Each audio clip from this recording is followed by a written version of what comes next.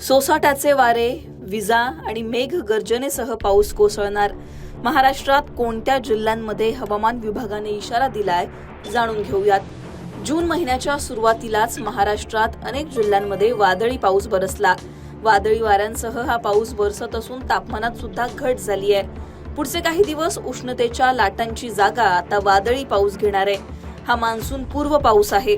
या पावसामुळे शेतकऱ्यांचं नुकसान होण्याची शक्यता अधिक असते. मान्सून 15 जूनच्या आधी महाराष्ट्रात दाखल होणार असला तरी त्याआधी बरसणाऱ्या वादळी पावसामुळे शेतकऱ्यांचं मात्र टेन्शन वाढलंय. त्यामुळे पुढचे काही दिवस कोणत्या भागांमध्ये कसं हवामान असेल जाणून घेऊ. सॅटेलाइट इमेजनुसार केरळच्या किनारपट्टीलगत तयार झालेल्या चक्राकार परिस्थितीमुळे वाऱ्यांचा वेग वाढलाय. त्यामुळे दक्षिण भारतात वादळी पाऊस पडतोय.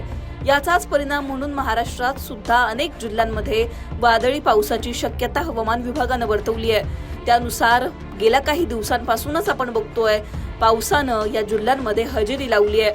उत्तर महाराष्ट्र, मराठवाडा, कोकण, विदर्भातील काही जिल्हे या भागांमध्ये वादळी पाऊस बरसताना सुद्धा दिसतोय. आता सध्या मान्सून केरळच्या किनारपट्टी लगत आलाय. 8 ते 10 दिवसांमध्ये तो महाराष्ट्रात देखील दाखल होईल. 15 तारखेपर्यंत मान्सून अख्खा महाराष्ट्र व्यापेल असा अंदाज आहे. आता हवामान विभागाने जारी केलेल्या मॅपनुसार कोणत्या जिल्ह्यांना काय अलर्ट देण्यात आले ते सुद्धा जाणून घेऊ. 2 तारखेला महाराष्ट्रात अमरावती, संभाजीनगर आणि जालना या भागांमध्ये ऑरेंज अलर्ट आहे. या भागांमध्ये मेघ गर्जनेसह विजांसह वादळी पाऊस पडेल. सातारा आणि कोल्हापूरमध्ये सुद्धा पावसाचा ऑरेंज अलर्ट आहे. या भागांमध्ये सुद्धा मुसळधार असा पाऊस पडण्याची शक्यता वर्तवण्यात आली आहे. विदर्भातील सगळेच जिल्हे, त्याचबरोबर जळगाव, बुलढाणा, हिंगोली, नांदेड, परभणी, अहिल्यानगर, बीड, लातूर, सोलापूर, सांगली, रत्नागिरी, सिंधुदुर्ग या भागांमध्ये सुद्धा वादळी पावसाची शक्यता वर्तवण्यात आली आहे.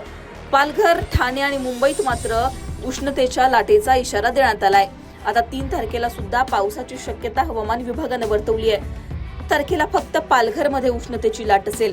बाकी सगळ्याच जिल्ह्यांमध्ये वादळी पावसाची शक्यता वर्तवण्यात आली आहे. गोंदिया, भंडारा, चंद्रपूर, गडचिरोली, नागपूर, वर्धा, यवतमाळ, त्याचबरोबर बीड, लातूर, धाराशिव, अहिल्यानगर, कोकणाचा विचार केला तर मुंबई, रायगड, रत्नागिरी, सिंधुदुर्ग या सगळ्या भागांमध्ये वादळी पाऊस पडेल असा अंदाज आहे.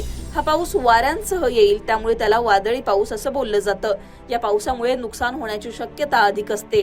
4 तारखेला सुद्धा विदर्भ, उत्तर महाराष्ट्र, कोकण, मराठवाड्यातील जवळपास सगळ्याच जिल्ह्यांमध्ये वादळी पावसाची शक्यता वर्तवण्यात आली आहे. 5 तारखेला सुद्धा विदर्भातील सगळ्याच जिल्ह्यांमध्ये पावसाचा येलो अलर्ट आहे. विजांसह मुसळधार असा पाऊस 5 तारखेला सुद्धा बरसणार आहे. कोकणातील सगळ्याच जिल्ह्यांमध्ये 5 तारखेला सुद्धा हवामान विभागानं पावसाची शक्यता वर्तवण्यात आली आहे. आयएमडीनं जारी केलेले हे मॅप पाहता पुढचे काही दिवस फक्त कोकणातील 2 ते 3 जिल्हे सोडले तर कोणत्याच जिल्ह्यांमध्ये उष्णतेच्या लाटेचा इशारा नाहीये. म्हणजेच काय तर पुढचे काही दिवस तापमानात घट पाहायला मिळेल आणि याच उष्णतेच्या लाटांची जागा पाऊस घेईल असं चित्र आपल्याला पाहायला मिळतंय. त्यामुळे विदर्भ, त्याचबरोबर उत्तर महाराष्ट्र, कोकण, मराठवाडा या सगळ्याच भागांमध्ये आता वादळी पाऊस पुढच्या काही दिवसांमध्ये बरसणार आहे. मान्सून महाराष्ट्रात 15 जूनच्या आधी दाखल होईलच, पण त्याआधी बरसणाऱ्या या मान्सून पूर्व पावसामुळे शेतकऱ्यांचं सुद्धा नुकसान होण्याची शक्यता आहे.